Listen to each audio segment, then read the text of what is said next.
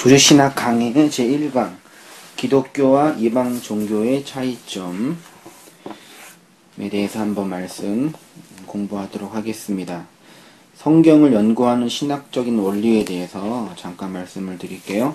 성경을 연구하는 신학적인 원리는 크게 네 가지가 있는데, 첫째는 성경 본문, 성경 텍스트 자체가 있고, 두 번째로는 조직신학적인 방법이 있고, 세 번째로는 성경신학적인 방법이 있고, 그리고 네 번째로는 역사신학적인 방법이 있어요.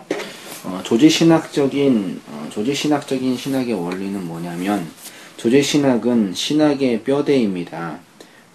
조직신학을 신학의 뼈대라고 말한다면, 성경신학은 신학의 살이라고 말할 수 있고, 역사신학은 피라고 이렇게 비유할 수 있어요. 기초가 튼튼해야 건강한 사람이 되듯이 조직신학의 토대가 굳건해야 올바른 신앙을 바르게 정립할 수가 있습니다. 이 조직신학의 목적은 기독교 진리의 체계를 체계적으로 수립하여서 잘못된 체계나 관념의 도전에 대항하여서 소극적으로는 기독교를 변증하는 것이고, 두 번째로는 적극적으로는 기독교를 증거하는 것입니다. 조직신학의 분야는 성경론, 신론, 인간론, 기독론, 교회론, 구원론, 종말론 등이 있어요. 두 번째로 성경신학은 구약신학과 신약신학으로 성경의 역사인 구속사, 창조, 타락, 구속, 회복, 이 성경의 역사인 구속사와 성경의 언어인 히브리어, 아람어, 헬라어를 중심으로 성경을 연구하는 분야입니다. 조직신학은 연역적인 주제를 중심으로 성경을 연구하는 것이라고 한다면, 성경신학은 성경의 유기적인 관계나 배경, 그리고 책의 주제나 강론을 중심으로 강의하는 것이라고 할 수 있습니다. 세 번째 역사신학은 초대교회의 역사, 중세교회의 역사, 근대교회의 역사, 현대교회의 역사를 이제 역사적으로 공부하는 거고, 한 걸음 더 나아가 역사신학 가운데 성도의 신자의 개인적인 경험, 개인의 신앙의 역사, 우리 개인의 삶 속에서 하나님이 우리 각자 개별적으로 말씀해 주시고 인도해 주시는 그런 신앙생활의 내용이 있잖아요. 그것도 성경을 해석하는 중요한 방법 중에 하나가 될 수 있죠.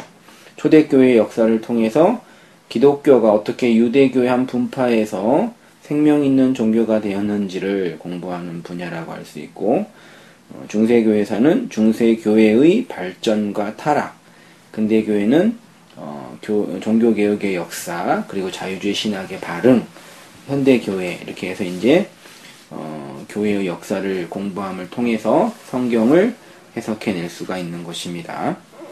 두 번째로 기독교와 이방 종교의 차이점에 대해서 잠깐 살펴보겠습니다. 이방 종교의 객관적인 요소라고 할 수 있는데, 이방 종교의 객관적인 요소는 일반 계시입니다. 이방 종교는 일반 계시에 의존해요. 일반 계시란 자연적인 현상과 역사적인 사건, 그리고 인간의 마음, 인간의 양심과 이성 등을 통해 나타난 하나님의 신적 사랑의 현현을 말하는 거죠. 다윗은 시편 19편에서 일반 계시 안에 나타난 하나님을 찬양하고 있죠. 이방 종교의 주관적인 요소는 하나님을 향한 의존이라고 말할 수 있습니다. 하나님을 향한 의존감, 신의식, 그렇게 얘기할 수 있겠네요.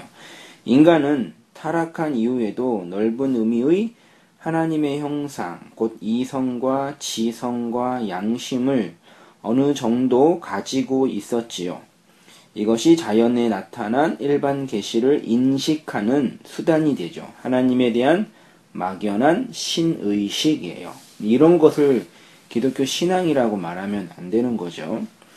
일반 계시에 있어서, 이방 종교에 있어서 객관적인 요소와 주관적인 요소의 불충분성이 있는데, 이방 종교가 바탕하고 있는 종교 성립의 객관적인 요소, 일반 계시, 그리고 주관적인 요소, 하나님에 대한 막연한 관념, 이런 것들은 종교의 본래적인 사명, 그게 뭐죠?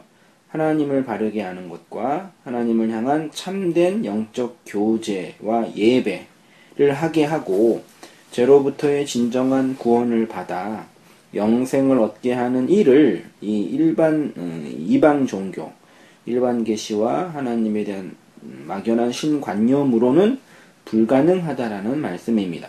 왜냐하면 이는 영적 사물에 대한 불확실한 지식에 근거하고 있는 것이고, 막연한 구원의 길을 제시하는 것이며, 불충족한 종교의 기초가 되기 때문입니다. 이러한 이방 종교, 일반 계시와 신의식에서 미신 등이 나오는 것이지요. 두 번째, 기독교는 어떠한 차이가 있냐? 기독교의 객관적인 요소는 무엇이겠어요? 특별 계시, 일반 계시와 함께 특별 계시가 있지요.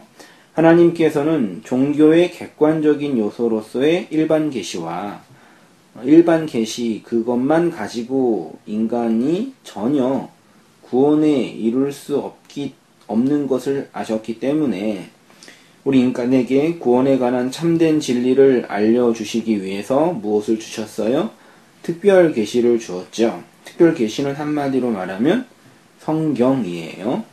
기독교는 바로 이렇게 하나님의 특별 계시를 바탕으로 이루어진 종교입니다. 말씀 종교, 그래서 계시 종교라고 하지요. 주관적인 요소는 좁은 의미의 하나님의 형상, 의와 진리의 거룩한 형상을 입은 신자들의 마음속에 새겨진 형상과 넓은 의미의 하나님의 형상, 이성과 양심에 기초하지요.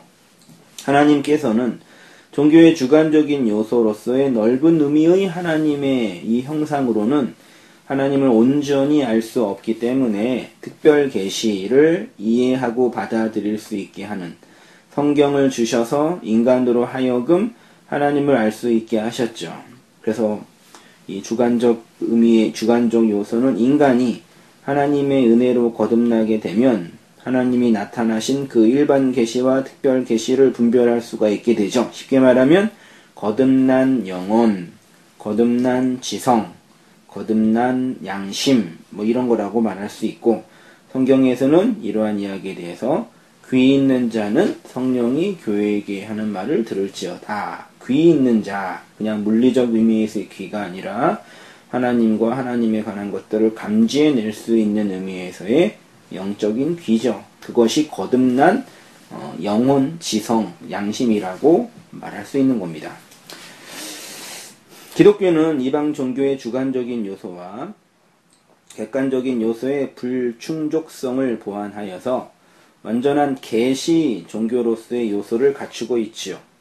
인간의 심령은 어두워져서 하나님의 특별 계시를 알아볼 수가 없지만 하나님의 은혜가 인간으로 하여금 바른 눈, 조명이라 그러죠.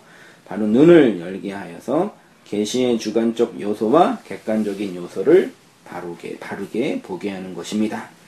가장 평가를 한다면 기독교가 유일한 참 종교가 되는 이유는 모든 이반 종교가 죄악으로 어두워진 인간의 심령에 의해서 자의적으로 만들어진 반면 모든 이방 종교는 인간이 하나님이 주신 일반 계시를 통해 주신 그 막연한 종교관념, 하나님에 대한 관념을 근거로 만들어진 거죠. 그래서 미신적이죠. 근거가 없는 거죠.